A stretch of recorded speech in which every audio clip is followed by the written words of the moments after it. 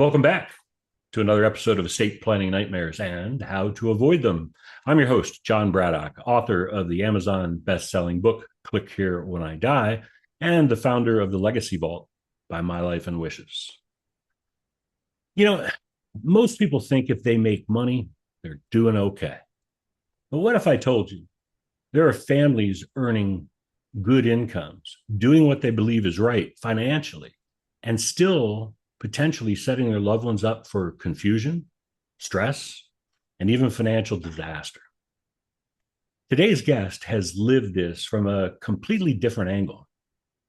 From serving on U.S. Navy flight decks during wartime to discovering how money actually works, to now dedicating his life to helping families avoid the mistakes most people don't even realize that they're making. He's a financial educator. He's a mentor. He's an entrepreneur and someone who is on a mission to eliminate financial illiteracy in this country. Let me introduce you to Sheik Kuyateh. Welcome to the show, Sheik. Thanks for having me, John. I appreciate the opportunity. Oh, it's a pleasure. It's a pleasure. And for some of our listeners, you might hear the last name Kuyateh and think, hasn't there been someone with that last name on your show before, John? And the answer is yes. Who would that be, Sheik? Well, you're probably the first show ever to have two guests named Kuyate on there, but that's my wife, the best estate planning attorney that I know in San Diego, Yvette Kuyate. Absolutely. And we had a great time recording, I think probably a month and a half ago or so. And she introduced me to you, and we had a nice conversation. And I'm Yeah. thoroughly impressed with your mission to, kind of eradicate financial illiteracy, which is so rampant. And, we'll talk about that. So I just thought this would be a wonderful time for us to have a conversation. Yeah. But, let's go back before the Navy, because I definitely want to talk about that too. So you grew up, I believe, in the D.C. Baltimore area, and your actual roots are West African, Sierra Leone, and Gambia, I believe. How did that and your roots and growing up in the East Coast shape who you are today?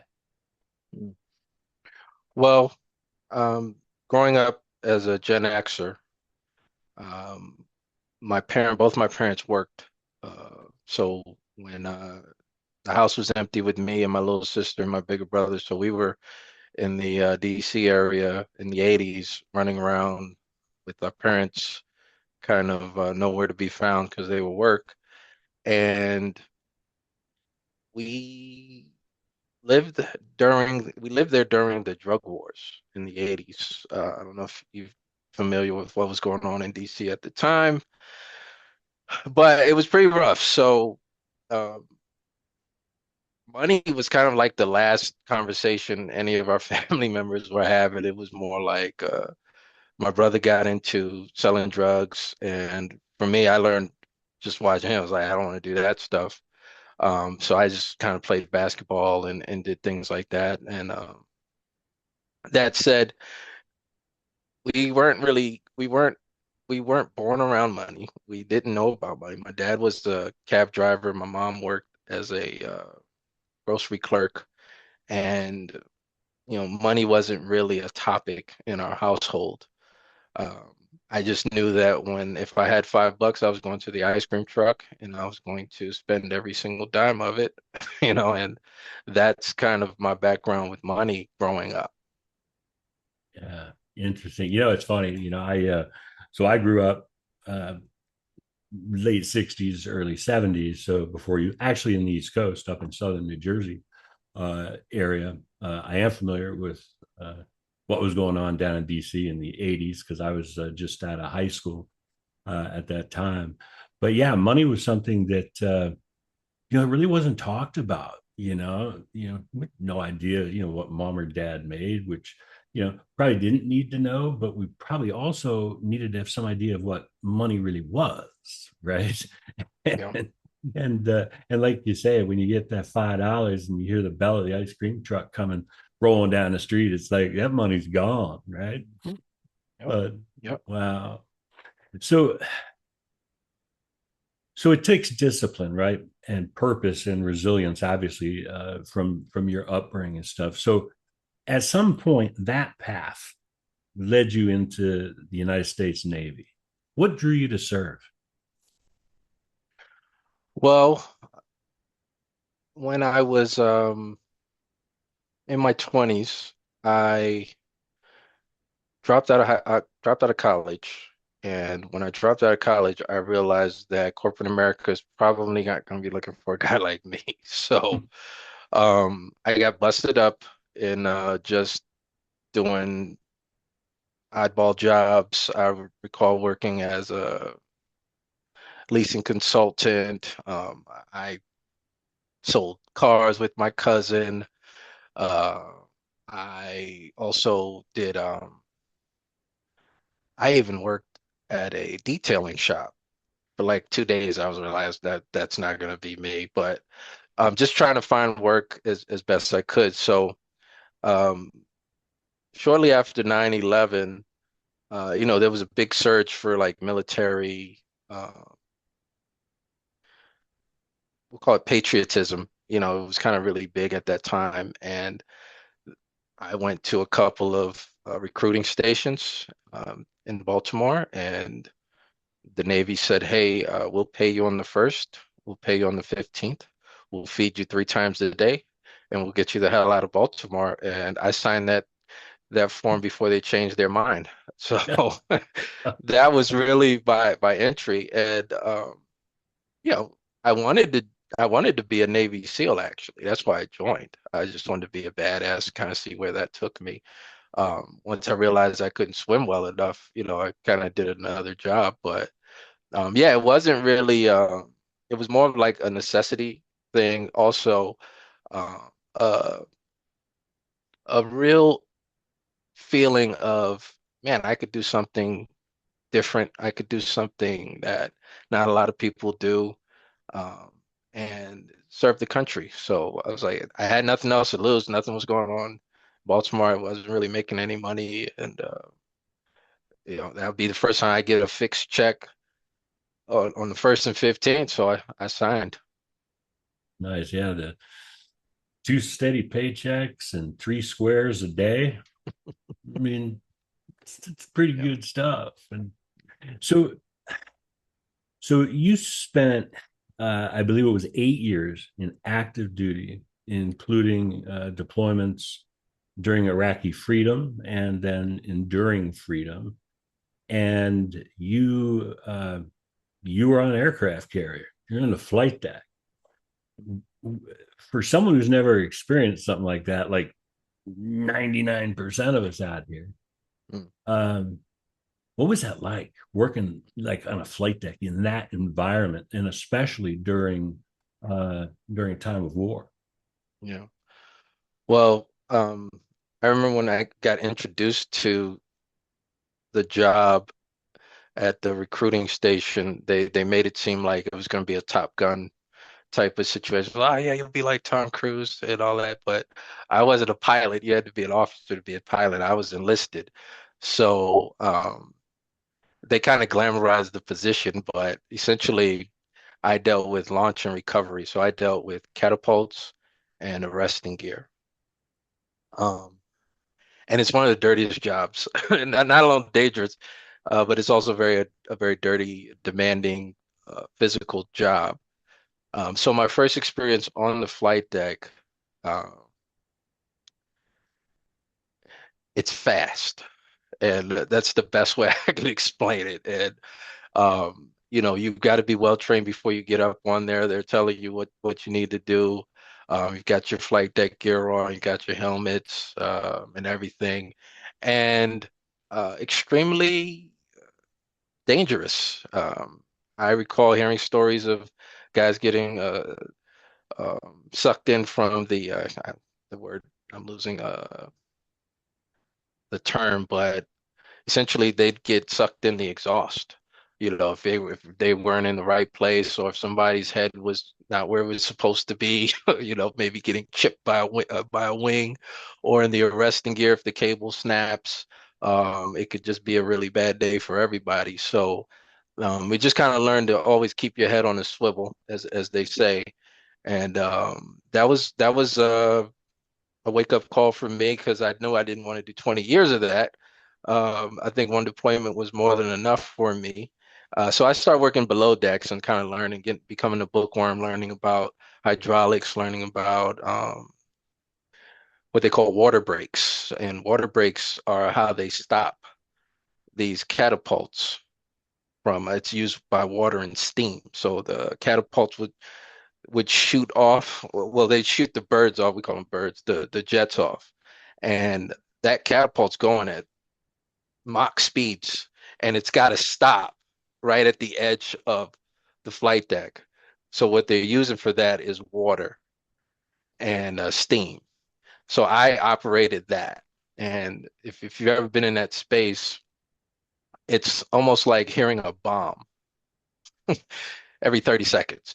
So my hearing is not great. It's kind of one reason I wear these headphones, but it's one of the loudest things you'll ever hear in your life. And you hear it enough times, you'll be able to sleep through it. Because what they call on the flight deck is it's the primary mission of aircraft carrier, which is to launch and recover aircraft. So they say all ray all day. So we do 20 hours a day, get 4 hours to eat, sleep, use the bathroom, and all ray all day. So I learned that seven days a week. I didn't know if it was Sunday or Wednesday. We just flew, launched and recovered. So when wartime came, it was actually we had more time off during wartime than we did during our normal deployments, just kind of going out to sea. We actually worked harder than actual wartime. Well, I'd imagine. And yeah, I can't even imagine the sound and the noise and those cables you talk about that can break. I mean, we're not talking about a little, cable that's holding up my condenser microphone. These things are what, you know, Yeah, 6 inches huge. diameter. Yeah, And yeah, yeah, holy cow. Well, it's yeah. exciting. I mean, it had to be your first few you know launches and shooting the birds off and worse when they had gear failure and you had to get the nets up and the restraining things. Oh I yeah. mean, that's got to really make your heart beat. So Oh I can imagine though that experience really taught you, which I think in the world you're in now that we're going to transition to, is it taught you a lot about pressure and risk and decision making. Correct? mm. Oh, yeah, definitely. The air boss, I remember right before we were um, getting ready to, we'll say, go to war, our air boss came into our space and he kind of just told us, be ready and be prepared. And yeah, I was in my 20s, not really knowing much, but we had done so much preparation. Um, the wartime was actually really easier than normal flight operations. So with that, it just taught me like, man, if you're really prepared for something, and you know what you're doing and you do it at a high level during, it doesn't really matter if it's in a pressure pack situation because you've done it so much that it's almost like drinking water, so that kind of transition to what I do now is like, well, as long as I'm prepared, I know what I'm gonna, discuss. I know what questions I'm gonna ask, the conversations that where they're gonna go. As long as you're prepared for that, kind of like your checklist, you're good to go. So, you know, Yeah. it, it it's there's no rush like being on a flight deck for sure. You know what I'm saying? But there's definitely a rush in serving families, seeing people win, getting people in a better position, and kind of seeing them lift off to their goals and dreams. I always enjoy that. Absolutely. I like the analogy too, helping people to lift off, right? It ties in great. So, when we were talking, I think a couple of weeks ago, um, you mentioned your interest in finance actually started during your deployment. Um, yeah, how did that come about with another sailor? Yeah. Um, I recall when we were deployed, Jim, I'll never forget, he worked in our division. I didn't know him very well, but in these carriers below decks, there's these, there's 5,000 people on the ship. So what we call P-ways, these hallways, just very long. You can almost see all the way through, and everybody's miserable when we're deployed. Nobody's happy. Okay, so I see this guy kind of lollygagging through the P-ways, just kind of whistling and humming and just kind of having a good time. And I was thinking to myself, what's wrong with this guy? And so I asked him, I said, hey, what's going on with you? And he said, oh, yeah, I just made $10,000 in a trade.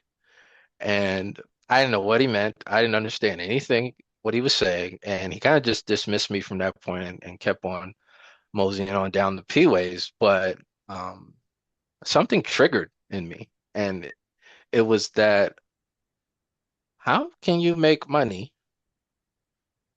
being deployed with us? And God knows wherever we were. Um, how can you make money not physically doing something? I didn't understand that. It really just messed with me. Um, Fast forward after my deployment, um, in 2008, the market crashed. I didn't lose any money. I was in what they call a G fund, which is like a default fund for the TSP. It's equivalent to like a 401k for the military. So I didn't really lose any money. I was in a very conservative fund, but I noticed watching the news, um, uh, all I heard, Lehman Brothers, Wall Street's going crazy. People are jumping out of windows. I was like, what the hell is going on? And I didn't understand any of it. So I turned off CNN and turned on CNBC. And John, when I turned on CNBC, I think we talked about this. I don't if you're familiar or your audience is familiar with the movie The Matrix, when Neo sees the screen and it's just everything's in code. And that's what it looked like to me when I turned it on. I just saw green and red, mostly red at that time, but everything was in code. These abbreviated companies, I didn't know what they meant. I saw some going up and down. I saw some going left and right. I saw graphs. I saw charts, and something happened and said, even though I didn't understand a pinch of it, and I knew I was ignorant to all of it, I said, I'm home. And that's really kind of my journey into it. I I I I, I remember watching a show called Mad Money from crazy what's his name, Jim Cramer. Kramer. Right, Yep. he was kind of my first introduction to understanding the markets. I didn't know what was going on, but I just stayed fixated on the screen and just started learning from there and kind of just gradually learned a little bit more. And that evolved. That's awesome. Yeah, it's funny because you said, at the time you didn't actually understand any of this or how money worked and those kind of things. And I think this is where it gets dangerous because a lot of people think working hard equals financial understanding. And those things are two very different things. Right, right. So so you learned and studied and educated and became a financial professional. You've spent over a decade helping families financially, um, and you call financial illiteracy a crisis. How bad is it really? Mm, Why are okay. people so far behind in Wow. understanding, financial stuff? Well, let me back up again, if I may. Um, as I was learning this stuff,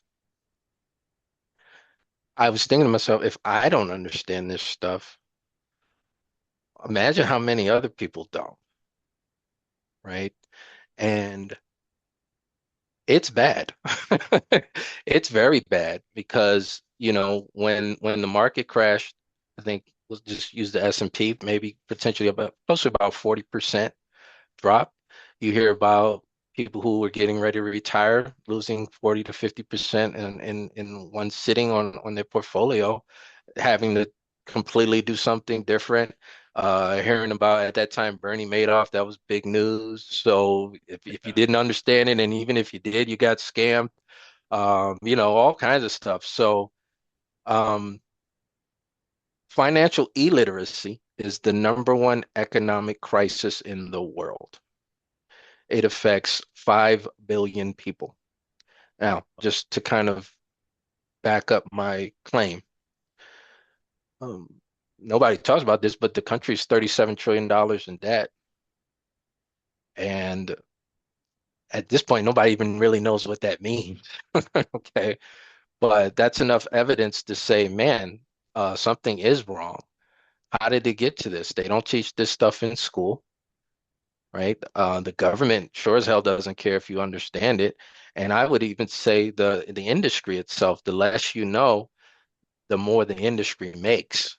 So it's not really to their advantage if you do understand how money works, right? So, And on to the yeah. government.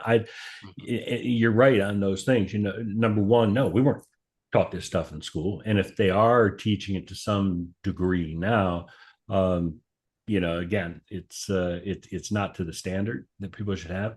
And relative to the government, um, you know, you say they don't really probably care if you understand. I don't think they want us No, to know how it no, works, no, because then no. we'd understand $37 trillion Right, in debt in a much right, better way, right? right. Absolutely, absolutely. We'd understand, and that was the thing. I would kind of listen not only with the numbers in code when I turned on CNBC, so was the language. I heard QE1, QE2. I was like, what does that stuff even mean? I didn't understand any of it. And they were like, oh, hey, instead of saying, hey, we're just gonna get some trees, chop them up and print up some money and make it look real. You just didn't understand that. It took me years to know what QE meant. Oh man. Yeah, yeah, it's not Wow. out there. They're not teaching it. In fact, I'll throw another stat at you. Um, maybe half of Americans don't have a $400 emergency, $400 Wow. for an emergency. So yeah, and it's not getting any better. So we didn't really like um really what the country had as a financial literacy model, or just didn't like what we saw that was out there. So we kind of created our own. And that's kind of what how money works comes from. Yeah. And it's interesting because just here real recently, with um with the elected officials in Washington D.C. Who can't decide on whether or not we're going to pay Homeland Security, which includes TSA agents. And we've all experienced it. If anyone's been to an airport in the last month or so, and you're standing for 2 hours to get through TSA lines, you know, these people are not getting paid. And some were still showing up for work because they know eventually they're probably going to get, their back pay. Yeah. But the biggest problem for, I think, for so many people is that if, and relative to $400 for an emergency fund, if people don't have a little bit of money put away for a situation like that, I assume the TSA workers who are showing up and reporting for duty understand how money works, and they've been doing the right things along the way. The ones who had to say, nope, I can't show up and not get paid, and I'm going to go, work at the grocery store for a while, um, don't have that clear understanding. No. Um, I know with WealthWave and your company, um, you've got some books.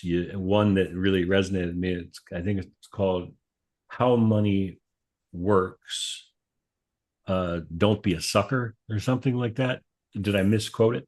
How money works? Stop being a sucker. Stop being a sucker. I Yeah. love that. And you have I think it's called the 7 money milestones. Can you walk us through what that is? Yeah, sure. The book is essentially our weapon to fight financial illiteracy. Okay. So we talk about two realities, three concepts, 7 money milestones. The two realities I mentioned one, financial illiteracy is the number one economic crisis in the world. 5 billion people are affected by it. Number two is you're a sucker if you don't know how money works. And that's kind of the theme of the book.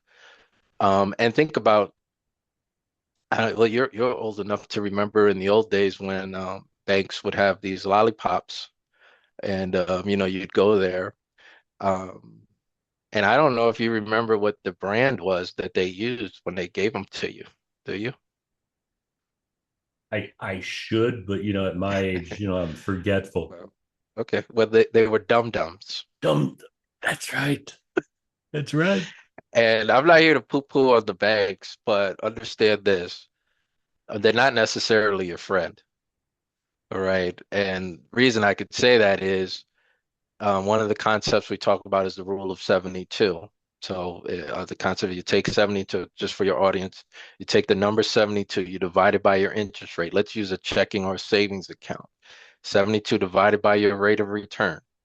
Average rate of return, I believe right now in a passbook savings account is about 0.10. All right. So your money will double every 720 years in something like that. Average credit card. Now let's reverse the rule of 72 for the average credit card, which is about 22 to 24%.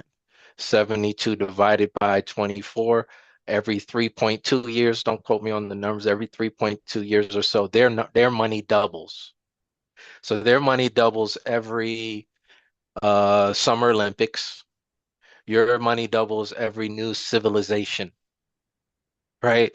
So that's why we say what we're saying. We're saying, hey, yeah, they're giving out dum-dums. Okay. They're not teaching people to understand this type of stuff. So three concepts we teach. One is compounding interest, rule of 72, time value of money, and then the 7 money milestones, which number one is get educated, understand how this stuff works. What I love about the book is that we made it. I can get away with this, John, because I'm in the Navy. Um, we made it marine proof, right? So essentially, a 12-year-old could read it. All right. So we made it very friendly. We've got pictures in there, very user friendly. And number one is educated. Number two, get proper protection. If something happens to you, what happens to the family? Number three, emergency funds, having 3 to 6 months of needed expenses. Number four, debt management. If you can manage the debt, you can eliminate it. Number five, cash flow, that deals with budgeting, or maybe just the reality that you may need to be looking for some extra income, maybe a side gig or a side hustle. By the way, we're expanding, so we're looking for some agents, some educators. And then number six is building wealth. Number seven is what my wife does, which is protecting that wealth. So think estate plannings, wills, trust, and stuff like that. But that's Yeah, essentially kind of the breakdown of the book. We've got a lot of characters in it. We've made it very easy to read and fun. that's great. I love that. There's I used to do this when I used to do blogs and newsletters and things. There's an application uh, on the web. It's called the Hemingway app. And what you do is you can write in there, or you can, do your Word document and then just copy it and paste it, put it in there.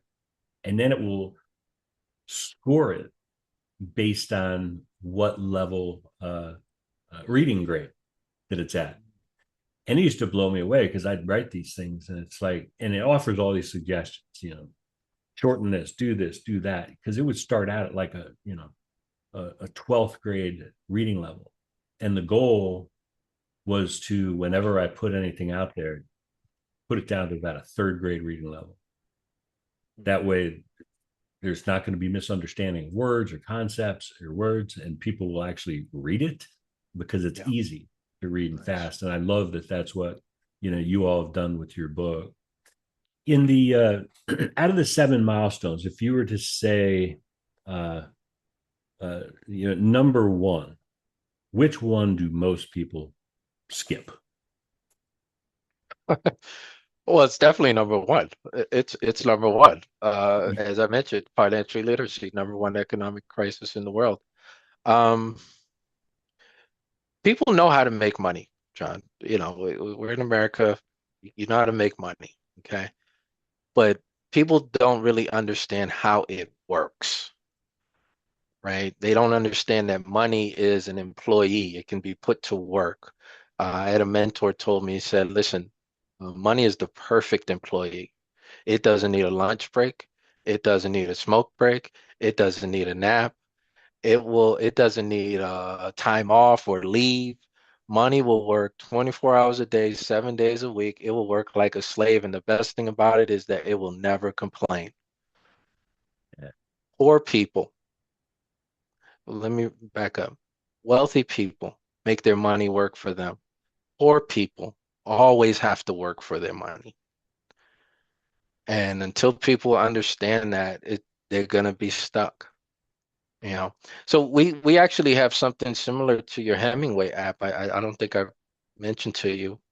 Um, we have what we call a financial literacy index quiz, and it's 25 random questions. And if you take it again, you won't get the same questions. Okay, but 25 random questions, 5 different categories.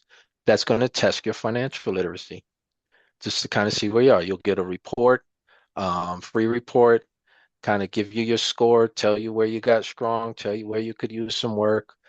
And it's free. We just want, and we're using it as a research tool, really. It's going to be the largest financial literacy index on the planet. And really it's going to take your demographics, ask kind of your age, where you're from and that type of stuff. And then what it is, we're getting it out there as the largest financial index on the planet. So that's our goal. That's awesome. And we'll get to all your contact information, which I'm going to include in the show notes. But so this is on your website. So people can go out there. It doesn't cost them anything. They can do this Yep. just to find out Yep. where they live. That's a gift in itself. That's like the biggest first step of getting this country more financially literate. Yep. Yep. And and for our listeners, Sheik's he's not just teaching this; he's living this. You're a husband. Your wife is an estate planning attorney. You're the father of 6 children. I believe all girls. All girls, John. All All girls. girls. Michelle and I have Great six, finding. but we have the Brady bunch, so we've got 3 and 3. Gotcha. Gotcha. Uh, Gotcha. oh wow. Yeah. Um, so let me try and connect something here, because what I see every day in the work I do are families who are dealing with the consequences of not having figured this all out. So, how often do you see people focused on building wealth, but completely ignoring what happens to it when they're gone? Because I mean, if that's a estate planning attorney, so you've got a front row seat, like, to both sides of this thing. Mhm. Yeah. Well, it's kind of like we just kind of use the money milestones as the blueprint. It's like, hey, these are the things you need to do to be financially independent. So let's assume I'll give you two scenarios. Let's assume one is you say, hey, I want to just get rid of my debt, but I'm going to skip number three, which is emergency funds.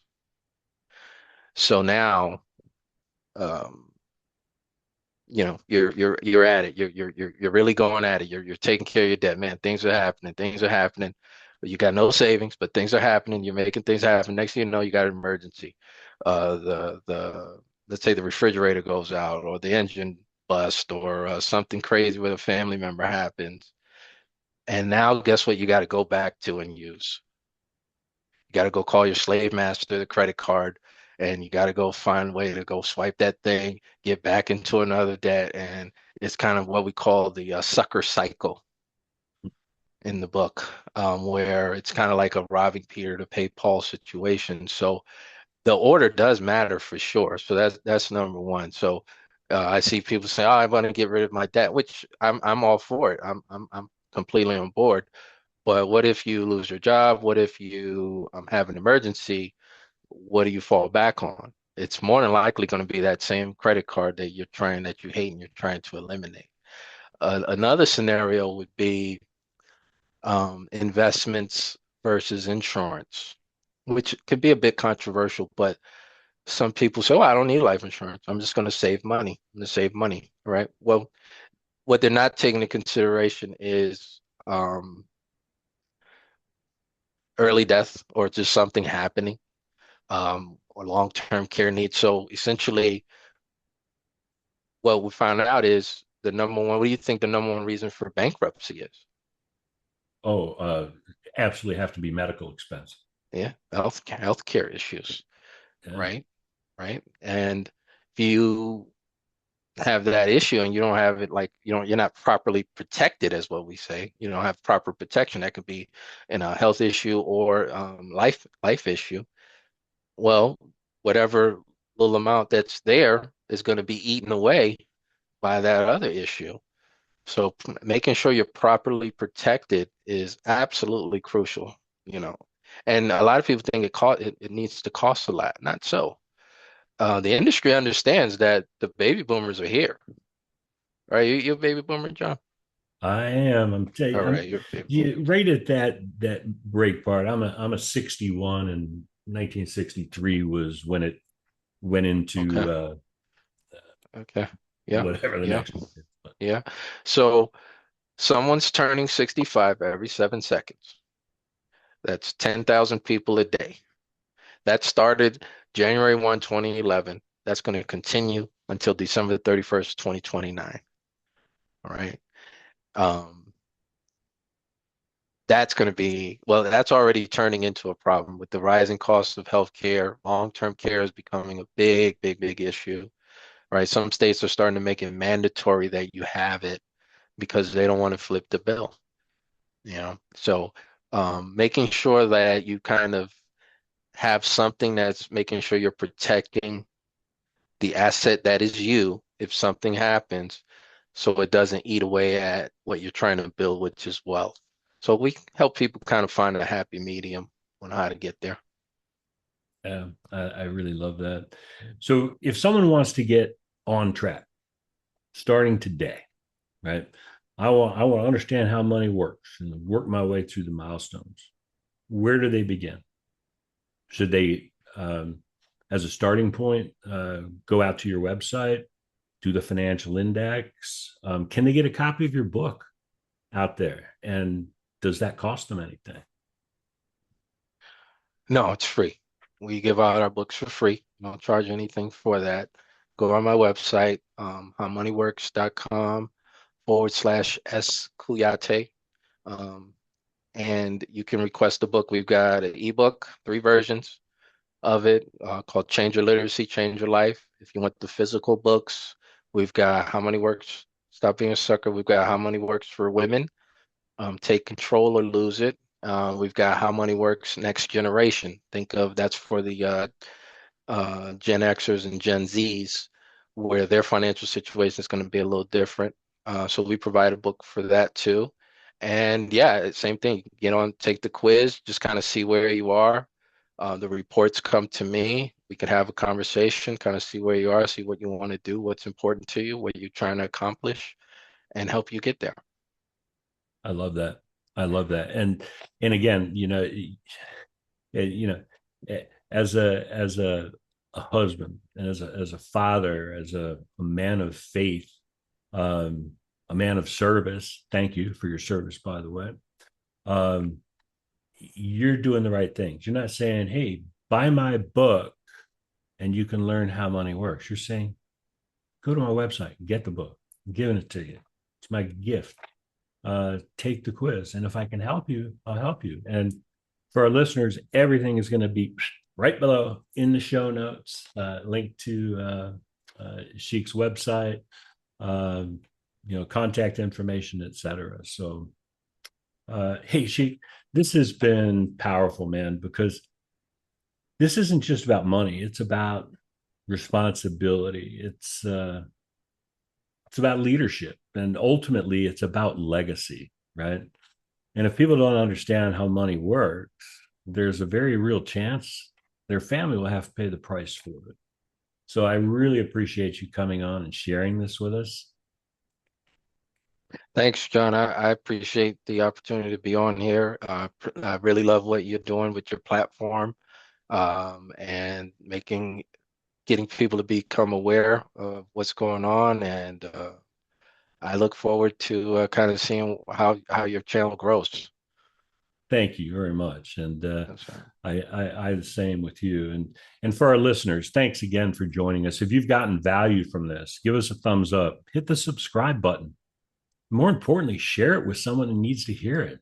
Don't wait until it's too late, because remember, your life is your legacy. So plan ahead and make it a great day.